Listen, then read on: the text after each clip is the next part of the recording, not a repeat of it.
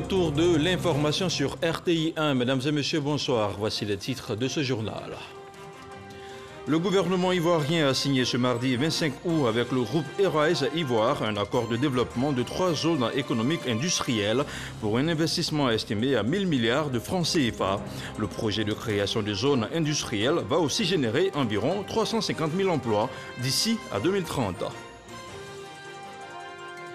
L'Union européenne vient d'accorder un appui d'1 million d'euros, soit près de 655 millions de francs CFA, pour l'organisation de l'élection présidentielle d'octobre prochain. La signature de convention entre l'UE, le PNUD et la CEI a eu lieu aujourd'hui à Abidjan.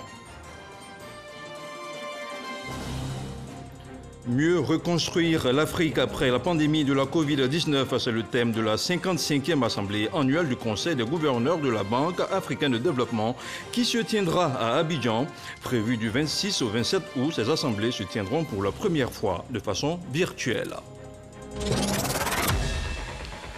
Voilà pour les titres. Merci de suivre RTI 1. La Côte d'Ivoire sera dotée de 3 zones économiques industrielles et ce sont les villes d'Abidjan, de San Pedro et de Ferkessédougou qui ont été choisies pour leur création.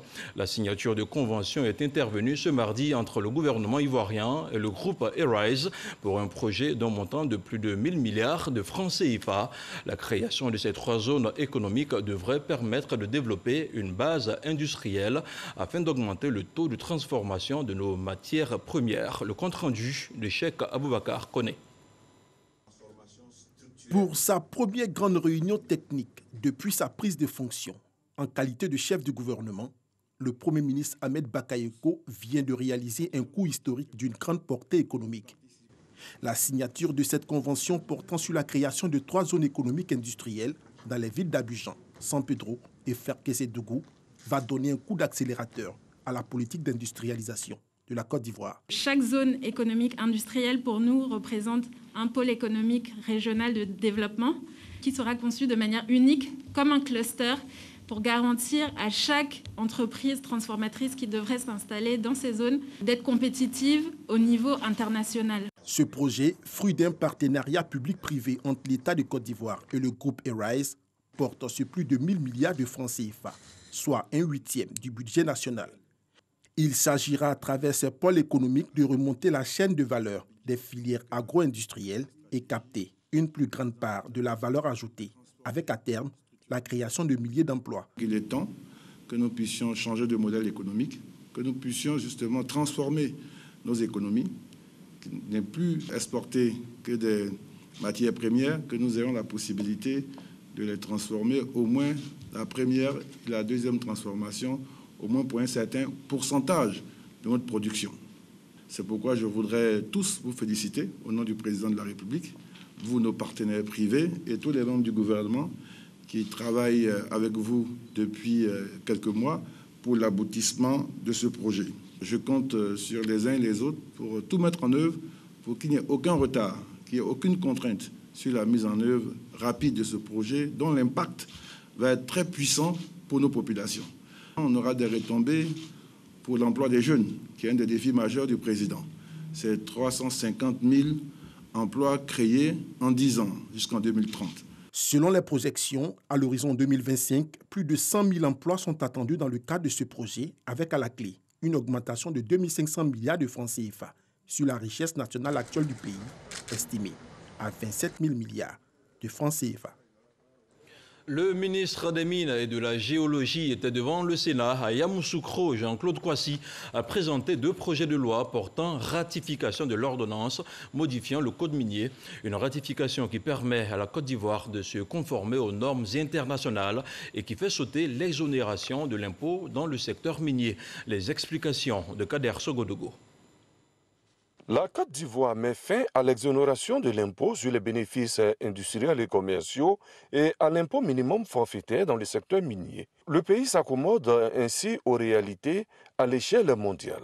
C'est tout le sens du projet de loi présenté par le ministre des Mines et de la Géologie, Jean-Claude Kouassi, devant les sénateurs de la Commission des affaires économiques et financières qui l'ont ratifié à l'unanimité. Il est apparu nécessaire au gouvernement de reconsidérer cette mesure fiscale en raison de la dynamique positive insufflée au secteur minier ivoirien, ainsi que de la conjoncture internationale marquée par une hausse significative du cours de l'or, dont le gramme est passé de 4 000 francs en 2004 à 24 000 en 2016 et à 34 000 aujourd'hui. Au plan international, la tendance est allée à partir de 2016 à la suppression de l'exonération du BIC au profit des entreprises du secteur minier. Le sol ivoirien propice à l'agriculture a permis au pays d'asseoir les fondamentaux de son développement futur. Aujourd'hui, le sous-sol doit permettre d'atteindre ce développement tant caressé. Les résultats de l'exploitation minière en Côte d'Ivoire pour l'année 2019 sont révélateurs. Le secteur minier, aujourd'hui, au niveau de l'or, c'est 32 tonnes 5 au lieu de 24 tonnes 5 en 2018. Le chiffre d'affaires des sociétés minières, 761,995 milliards de francs CFA en 2019 contre 582 milliards en 2018. Le prochain émissaire du président de la République devant le Sénat sera Kobena Kwasi Adjoumani, le ministre de l'Agriculture et du Développement rural. Deux projets de loi relatifs à l'exportation illicite des produits agricoles et les règles relatives à la commercialisation du café et du cacao seront dans son parafeu. Sur un tout autre plan, la Commission électorale indépendante CEI vient de se doter d'un système de comptage des fiches de parrainage. Avec une vitesse de 1000 fiches de parrainage à la minute, le système devrait alléger la tâche des agents pour un comptage rapide. Sidonie Davila. La Commission électorale indépendante, CEI, vient d'acquérir une nouvelle machine, la machine à compter. Dans le cadre du parrainage qui figure parmi les pièces requises du dossier de candidature pour la présidentielle du 31 octobre prochain, cet instrument va servir à compter toutes les fiches de parrainage déposées par les candidats à la candidature. D'une vitesse de comptage de 1000 fiches à la minute, elle va ainsi faciliter le comptage.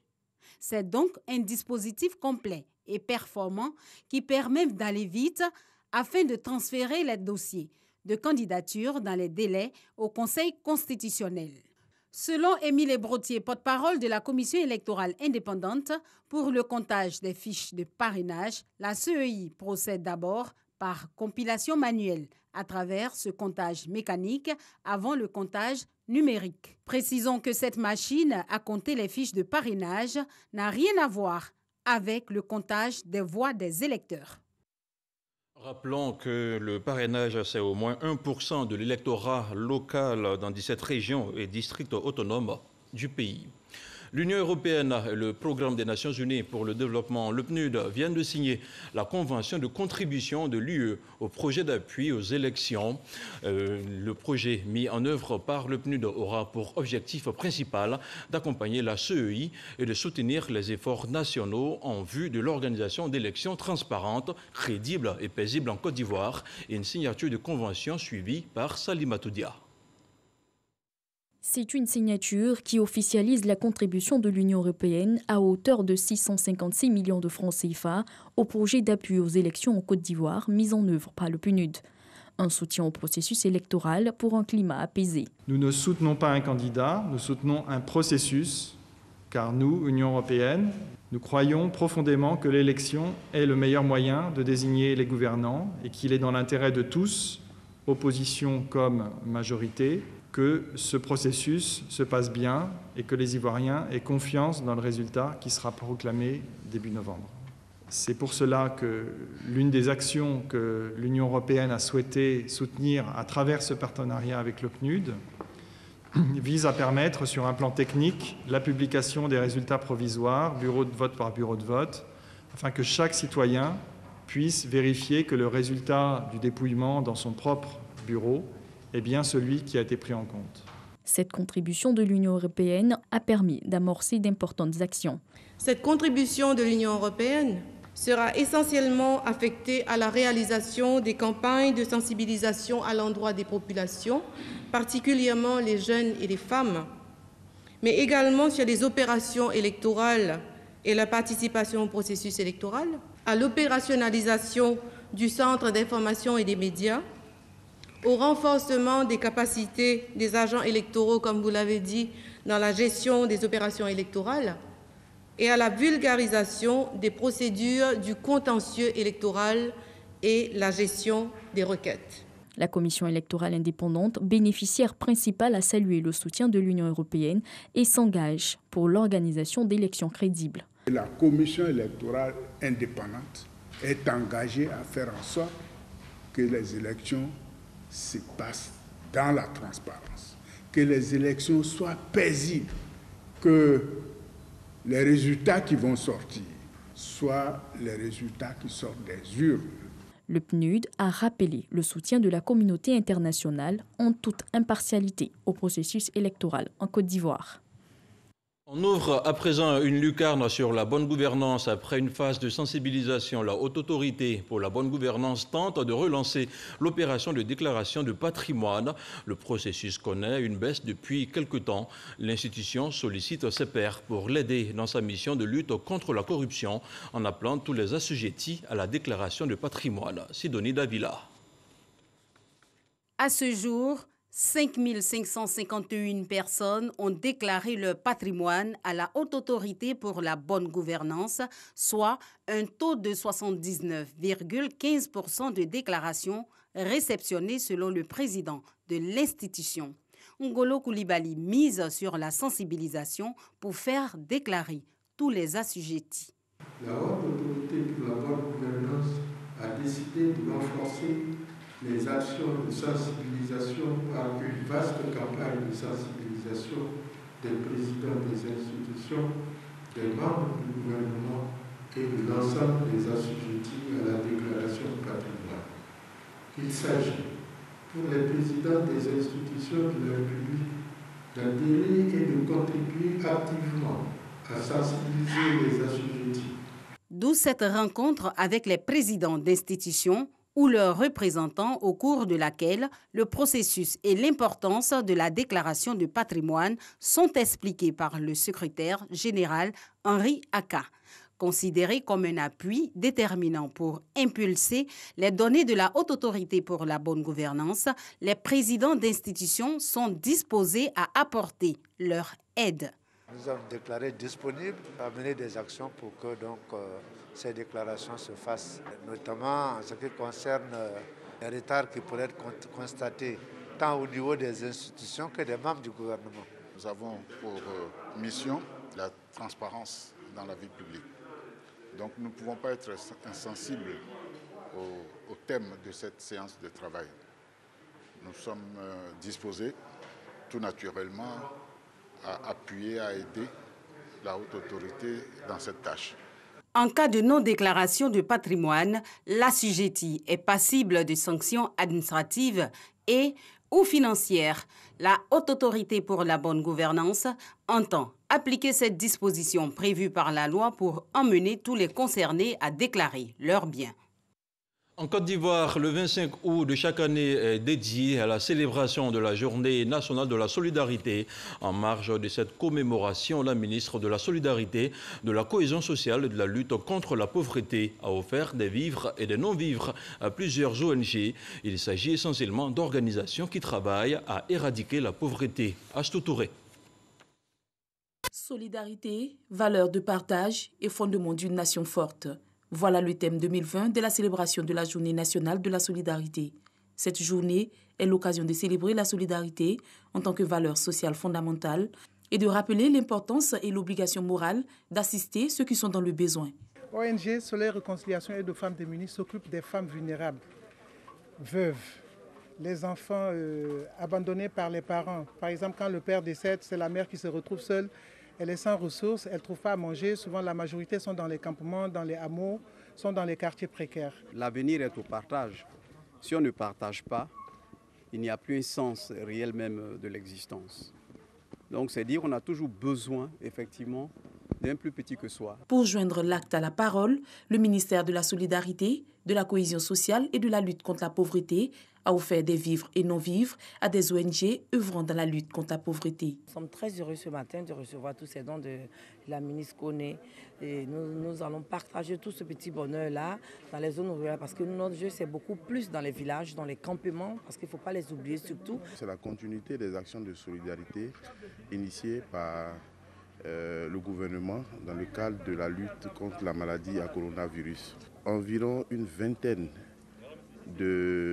d'organisations d'ONG ont reçu ce jour des vivres et non-vivres, des produits sanitaires, justement pour soulager les populations. Il s'agit d'ONG qui couvrent plusieurs villes, plusieurs régions. La célébration de l'édition 2020 de la Journée nationale de la solidarité se déroulera dans la commune de Makori, un quartier du district d'Abidjan fortement touché par la pandémie du coronavirus. Elle nous donne l'opportunité de magnifier la solidarité, mais également de continuer la sensibilisation dans la lutte contre ce mal pernicieux. Et je vous le disais en titre, pour la première fois de l'histoire de la Banque africaine de développement, les assemblées annuelles de l'institution auront lieu en mode virtuel, une méthode qui s'inscrit dans le respect des consignes de distanciation physique liées à la pandémie de la Covid-19. Ces assemblées se dérouleront les 26 et 27 août 2020 autour du thème « Mieux reconstruire l'Afrique après la pandémie de la Covid-19 », une pandémie qui, je le rappelle, a durement frappé les économies des pays africains et qui a suscité un mécanisme de réponse rapide de la banque au profit de ces pays. Le commentaire de Jean-Luc Bangbo. L'Afrique a enregistré plus d'1 million de cas confirmés d'infection depuis que la pandémie de Covid-19 a gagné le continent en début mars. Une pandémie qui a durement frappé les économies de la région. Chute des prix des produits de base, mesures de confinement imposées par les gouvernements qui ont entraîné la fermeture des frontières de nombreux pays du continent. Une situation à laquelle la BAD apporte un soutien depuis plusieurs mois. En avril dernier, la banque a mis en place un mécanisme de réponse rapide au Covid-19. Il s'agit d'un fonds doté d'un montant de 5 500 milliards de francs CFA. 1 200 milliards de francs CFA de ce mécanisme ont été approuvés le 20 août dernier pour les pays membres de la banque. Quelques 1 000 milliards de francs CFA supplémentaires ont été décaissés en faveur des pays membres du Fonds africain de développement avec des approbations en cours. En mars dernier, la Banque africaine de développement a également mobilisé un montant record de 1 600 milliards de francs CFA lors de l'introduction de son emprunt obligataire social Combattre la Covid-19 à la Bourse de Londres. Malgré cette période difficile de confinement, la banque est parvenue à franchir quelques étapes clés majeures. Au moment où s'ouvre cette 55e session annuelle du Conseil des gouverneurs, les agences de notation internationales Fitch et Standard & Poor's ont confirmé la note AAA de l'institution assortie d'une perspective stable. Je vous donne à présent lecture de ce communiqué du ministère du Plan et du Développement. Le gouvernement ivoirien et la Banque africaine de développement BAD organisent le 26 et 27 août 2020 la 55e assemblée annuelle du Conseil des gouverneurs de la Banque africaine de développement BAD et la 46e assemblée annuelle du Fonds africain de développement FAD. Les assemblées annuelles 2020, initialement prévues du 25 au 29 mai 2020, se tiendront pour la toute première fois de façon virtuelle du fait de la pandémie de la Covid-19. La cérémonie d'ouverture est placée sous la présidence de son Excellence M. Alassane Ouattara, président de la République, Mme Nialé Kaba, ministre du Plan et du Développement, présidente du Conseil des gouverneurs, conduira les travaux techniques et les réunions statutaires du Conseil des gouverneurs. Toute la rédaction de RTI 1 se mobilise pour vous donner en temps réel des informations sur la maladie à coronavirus en Côte d'Ivoire dans quelques instants.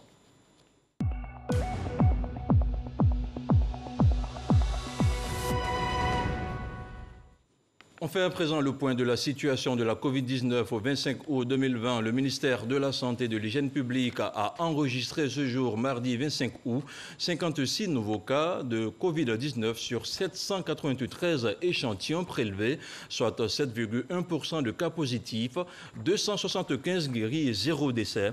À la date du 25 août, la Côte d'Ivoire compte donc 17 562 cas confirmés, dont 15 908 personnes guéries, 114 décès et 1540 cas actifs. Le nombre total d'échantillons est de 122 079. La région de l'Île-de-France veut aider le district autonome d'Abidjan à lutter contre la pandémie du coronavirus. Elle a offert lundi au district autonome d'Abidjan 100 000 masques chirurgicaux, un don qui vient solidifier le partenariat entre ces deux entités. Issa Chonaïo. 100 000, c'est le nombre de masques chirurgicaux offerts par la région de l'Île-de-France au district autonome d'Abidjan. Ce don vise à lutter contre le coronavirus. Je suis d'autant plus heureuse de pouvoir vous remettre ce don car il traduit de la vitalité de cette belle coopération décentralisée que vous avez développée avec le Conseil régional d'Île-de-France. Ce don traduit également de la solidarité de vos partenaires français dans cette période de crise. Et vous le savez, la France est encore et toujours à vos côtés pour faire face à cette menace de la Covid-19. La Côte d'Ivoire multiplie les actions pour vaincre la maladie à Covid-19. Ce don, selon le ministre-gouverneur, est la bienvenue. Il y a quand même plus de 100 000 masques que nous allons mettre prioritairement à la disposition des collectivités les plus fragiles, les villages et certaines communes d'Abidjan, avec le concours de nos médecins, de sorte à ce que nous renforcions l'action du gouvernement en matière de sensibilisation. Robert Begremambé met à profit cette cérémonie pour évoquer les fruits de la coopération entre les deux parties. Au-delà des masques, il faut dire que la coopération avec l'Île-de-France s'articule autour des emplois jeunes, les start-up. La région Île-de-France nous soutient dans cet objectif-là. Au-delà, il y a les jeunes artistes qui veulent réaliser leurs premières œuvres, qui seront reçus dans la région Île-de-France, de sorte à ce que la Lucan qu'est le monde, la Lucan qu'est Paris, leur offre la possibilité de se faire connaître dans le monde. Le district d'Abidjan et l'Île-de-France conviennent de renforcer la coopération tant au niveau sanitaire que dans plusieurs autres domaines au service des deux pays. Et on continue à parler de santé. La poliomyélite a été déclarée mardi éradiquée du continent africain par l'Organisation mondiale de la santé après 4 années consécutives sans cas déclarés et des efforts massifs de vaccination des enfants. Provoquée par le poliovirus sauvage, la poliomyélite est une maladie infectieuse aiguë et contagieuse qui touche principalement les enfants, attaquant la moelle épinière et pouvant provoquer une paralysie irréversible. En 1988, l'OMS dénombrait 350 000 cas à travers le monde et encore plus de 70 000 cas rien qu'en Afrique en 1996. On parle toujours de santé avec notamment le démarrage des compositions pour le concours INFAS 2020 qui ont débuté ce mardi à Abidjan. Pour cette première journée, les candidats ont composé en masso-kinésithérapie et en hygiène et assainissement. On en parle avec Grace Kando. À l'appel de leur nom, les candidats font leur entrée dans les différentes salles de composition. Eux, ce sont les postulants au concours des techniciens supérieurs de santé, option masso-kinésithérapie. C'est la première journée des concours de l'Institut national de formation des agents de santé INFAS, session 2020. J'ai fait la série D, à des questions qui m'est familier. On arrive à se retrouver. Comme je viens d'aborder le sujet, je vois c'est un peu compréhensif. Les épreuves sont abordables. Ça ira. Les compositions vont durer 5 jours et les candidats composent dans 8 filières, entre autres, infirmiers, sages-femmes, maïticiens, préparateurs et gestionnaires en pharmacie. Ce que je peux dire, c'est qu'on puisse composer dans la sérénité jusqu'à la fin donc, du concours, que nous ayons les meilleurs candidats possibles, que la moisson soit bonne, puisqu'il est plus facile de former des candidats qui sont aptes à l'apprentissage, plutôt que de faire une mise à niveau avant la formation, avant de poursuivre la formation. Malgré la crise sanitaire, Le ministère de la Santé continue dans le sens de faire en sorte que tout ce qui a été décidé par le président applique soit mis en œuvre. Les concours se déroulent à date convenue et que ça se passe très bien. Sur 54 466 candidatures au total, on compte entre 3 000 et 3 500 places disponibles. Quant aux auxiliaires de santé, ils composent du 1er au 4 septembre prochain. Le mois prochain, plus précisément du 9 au 12 septembre, le chef de l'État, le président Alassane Ouattara, se rendra dans le Moronou. Sur place, les préparatifs vont bon train. L'inspecteur général d'État, fils de la région, Théophile Awandoli, sonne la mobilisation. La semaine dernière, il a engagé les enseignants de la région à prendre toute leur place durant cette visite. Alexis Ouedraogo. Je voulais que vous soyez le cheval de bataille de la mobilisation. Le Moronou veut accueillir le chef de l'État Alassane Ouattara dans ses plus beaux habits. Et sur le terrain, l'on s'organise. Ce dimanche, l'inspecteur général d'État Théophile Awandoli a engagé les enseignants à la mobilisation. Un message bien entendu. Nous savons que quand le président se déplace, il se déplace avec le développement, les infrastructures de base, les routes, l'eau, la santé, l'éducation. Et donc, nous aussi, nous souhaitons bénéficier de toutes ces infrastructures-là. Par conséquent, nous serons prêts pour l'accueillir et faire en sorte que le Moronou puisse bénéficier du développement. Nous sommes très heureux de l'accueillir chez nous. Et le pain que voici sur moi s'arrache comme des petits pains. Nous sommes fin prêts pour l'accueillir. C'est une très belle mission que le coordinateur régional nous a confiée et nous ferons l'effort de faire le travail. Pour le fils de la région, cette visite est un rendez-vous avec le développement que toute la population doit saisir. Le chef de l'État est attendu du 9 au 12 septembre prochain dans la région. On ouvre le chapitre politique de ce journal. Il s'est tenu ce mardi à Abidjan un atelier réunissant les élus, les coordonnateurs régionaux et associés du RHDP.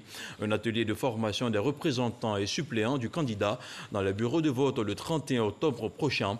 En toile de fond, il s'agit pour le parti de se donner par sa gestion rigoureuse tous les moyens de sa victoire. On retrouve encore une fois Alexis Ouedraogo.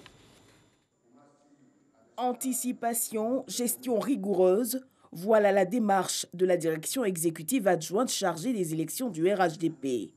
Ce mardi à Abidjan, elle a reçu les élus, coordonnateurs régionaux, coordonnateurs associés du parti pour un atelier de formation. Pour obtenir le 1 coup KO, il fallait décliner cet objectif en taux fixés pour chaque région. Et ces taux qui ont été fixés pour chaque région vont être déclinés par département. Et on a rappelé aux coordonnateurs régionaux que nous allons nous donner les moyens d'évaluer tout cela pendant les 8 semaines que nous avons à gérer jusqu'au 31 octobre.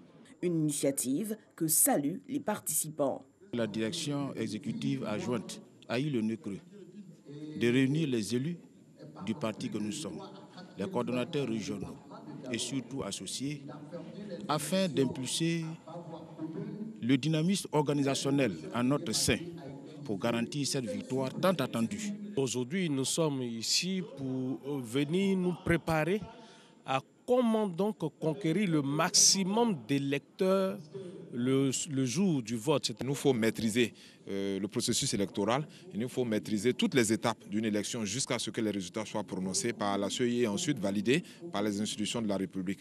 Il nous faut veiller jour et jour, minute après minute, à la bonne expression de la volonté de nos électeurs qui visiblement choisiront notre candidat, qui est le candidat du RHDP. Nous sommes là pour recevoir des institutions.